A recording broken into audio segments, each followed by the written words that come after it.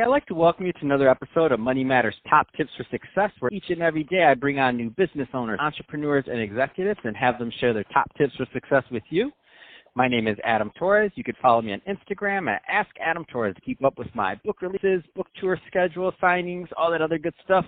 Always love to connect with you there. And as always, if you'd like to apply to become a co-author of one of my upcoming books, just head on over to the website, moneymatterstoptips.com, and click on Become an Author to apply. All right, so today I have Claudio Juarez on the line, and he is the founder over at Gotham City Crew, which is a New York Jets fan club. And just a quick disclaimer, Claudio is a longtime friend of mine. I've been trying to get him on the show to talk about Gotham City Crew and all the work they're doing. Claudio, welcome to the show. Hey, thanks for having me, Adam. Definitely appreciate that we're finally able to connect after how long? Oh, my gosh. Years. Well, I'll tell you one thing. I've been watching the growth and the progress and all the things you're doing over at Gotham City Crew, and not only am I a fan, but I'm excited for all the great things you have going on there, and I want to get more into that. But before we do, let's get a little bit more into your background. So how did you get started in business and in your career?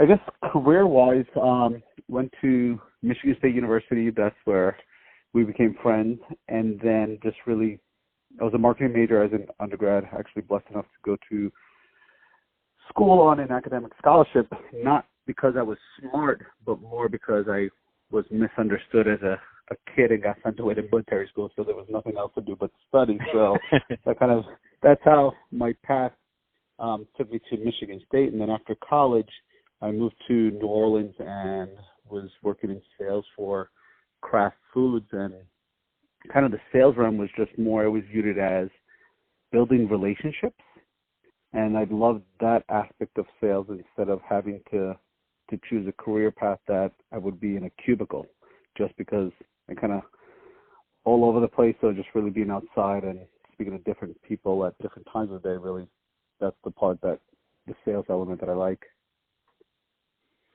So you are, in my opinion, I mean, that whole idea of building relationships. So you're the ultimate relationship guy, and this was even from when we were young little guys at Michigan State. And I remember, I'm like, man, the reason I even pledged the frat, Phi Iota Alpha, was because of talking to you and that feel for relationship and how you were building a community even way back then. There's some younger audience listening, and or even some more advanced audience that haven't really given that type of concept enough thought. What are your views on building those long-lasting relationships in business, and what are your tips for kind of pulling off what you do? Because I know it's hard to say, but I've been watching you do it for a lot of years. That's a tough question, because I think it's one of those where you always hear kind of the inspirational folks where they're like, okay, come out of your shell and, get out there and work in the areas that you feel that you struggle the most. But it's scary, it's intimidating to go up to somebody and say, hey, how are you doing? Look in their eyes and shake their hand. It's also the grander next step where you look at the people that get on stage and, they're one-man show.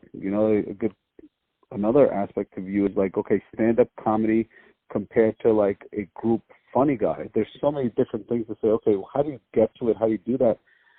I really don't know if there's a formula for it. I think it's always even starting within kind of those that are closest to you. Everybody has a family member that they could say, what would you think of this, of me trying to open up a storyline? And then you have the commonality that you're family, and I think a good starting point for anybody would be the things that you like. So there's people that love video games, so there are these video game clubs that they could start out of the shell, but they're still in the shell because that's the world that they're in. And after that, maybe look to grow from there. But that might be a good starting point for some people.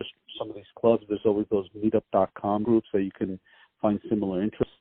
I mean, myself being, big Jets fan, that's the connecting rod that you have with other people, and that is spoken through love and passion, and from there you can start building your community and your relationships with others through commonalities, and then from there you can learn to kind of get out of the safe space to maybe start getting to other topics that you're not an expert in, not even an expert, but not comfortable in, to possibly areas that you want to learn more about. Because if you go to somebody, hey, tell me, how'd you get so passionate about the Jets? And they're like, oh, everybody's got a story of how they ended up where. Oh, man, I love it. And so really, just to recap, so, use those relationship building training wheels. I will label it that, as really just finding commonality with people at where they are and where you are, and finding those common bonds and links of, whatever that may be. For, in your case, the Jets, but there's a ton of different ways. And after you're building on that relationship, maybe you take it to the next level, if you like, and within your community, and start introducing other things or other experiences and or products if you're a product person. Yeah. So, no, I think it's great advice, Claudio. Let's switch it up a bit. I want to get into what you're doing over at Gotham City Crew. So for those that haven't heard of it yet, tell us a little bit more about the fan club, please. So Gotham City Crew is a New York Jets fan supporter club. So we are a community that's focused on the game day experience when the Jets are playing at home. We always host a tailgate. We also have apparel. We do our in-house shirts, so fans can just really be part of the community. And then also in away games, a lot of times we'll travel to some of the away games and just bring Jet fans together. And just really a place for us to be happy and deal with the highs of being a Jets fan and with the lows of being a Jets fan. And it's really from just an idea to what it's become now. To myself, we own the trademark for Gotham City Crew, and blessed enough to have the partnership with New Era that they do our hats. So that's been a huge accomplishment in the progression of the club. So I know you're, and just to talk a little bit broader, so I know you're also an expert in this fan club experience. I remember even when you first started and you were talking about creating the club, and I was in no way an expert in that area, and I'm looking at it, and you did a lot of work and research and figured out how to really craft. So some of the people listening, and especially the people that are part of Gotham City Crew and really active supporters, might think that all of this is by accident, but I know a lot of strategy went behind how to actually, and a lot of thought that you put into it and your partners into creating what you've been able to do to create this type of community centered around it, because it's not an easy feat. Can you talk a little bit more about what that looks like, or what that what that means to you? I think, as kind of the question, what it means to me, it's the best way, the word to describe it, it's passion.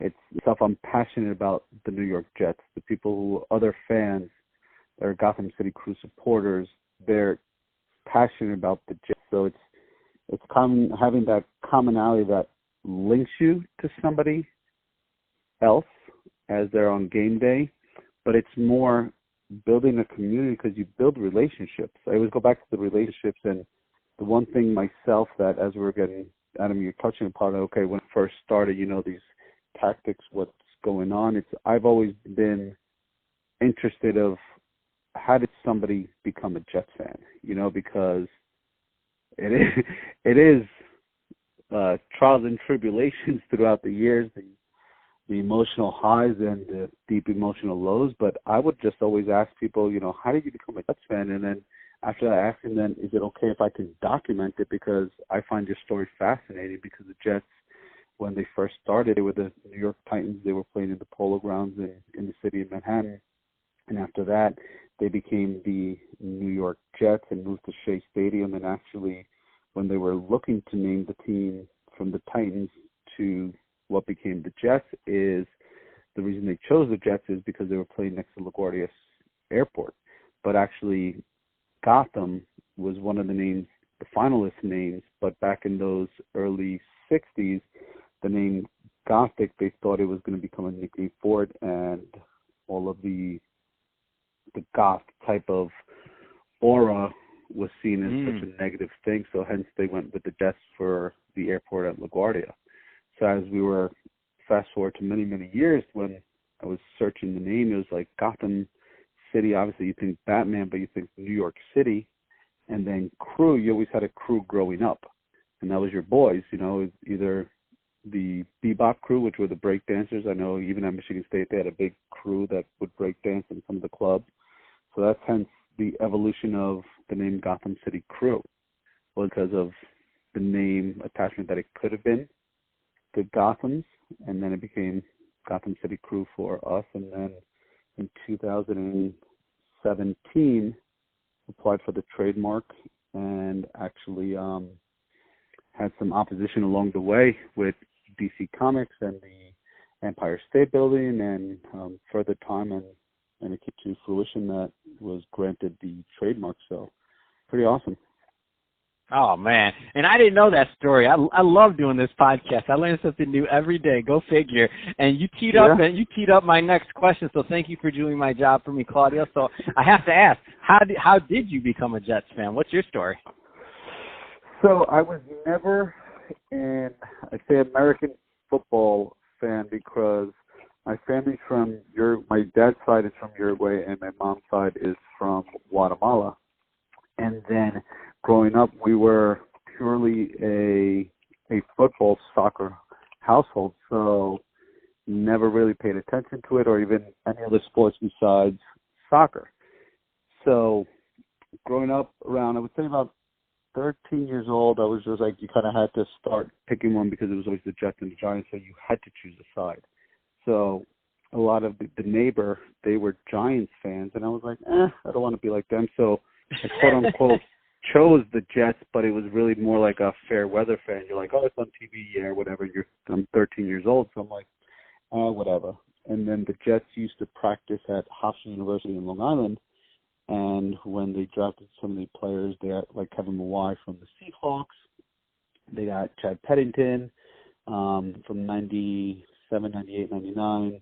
They started acquiring these players, and actually the players went to the same church that I attended. So that's kind of how I was like, okay, I'll be a full-blown Jets fan. So that's from fair weather to just anti-neighbor to then becoming a super choosing a side. And then I really became a diehard. I guess it was definitely at Michigan State because you're representing your teams even more because there were so many people from Detroit, so big-time Lions fans and other sports fans, so you're more prideful for your teams to defend it and just kind of go bantering back and forth. So I would say in college it became a whole nother level, and then after college, moving to New Orleans, you're defending it even more. So that's how I became a super fan. And then fast forward to the club, I was traveling to Pittsburgh to see the Jets with my buddy Hector.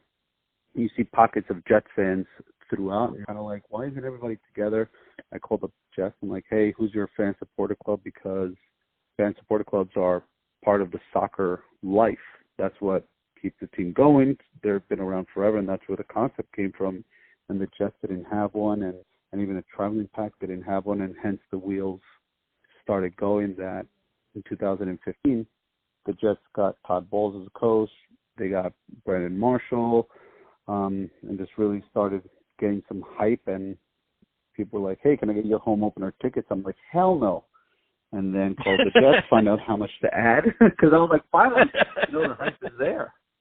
And then called up the Jets, similar to Costco, the more ticket purchase, the individual price goes lower, print my own T-shirts, so we kind of did it there. And then from there, the seeds were planted back from 2012, going just curious where's the fans and why aren't they all tailgating away games together, to creation 2015, and I would say it really took off in 2017 with really starting to pay attention to social media and just really starting to connect with people. And it's always been the focus of fans. Never look at me, look what I'm doing as a fan. It's always been, look at this fan. This is their story.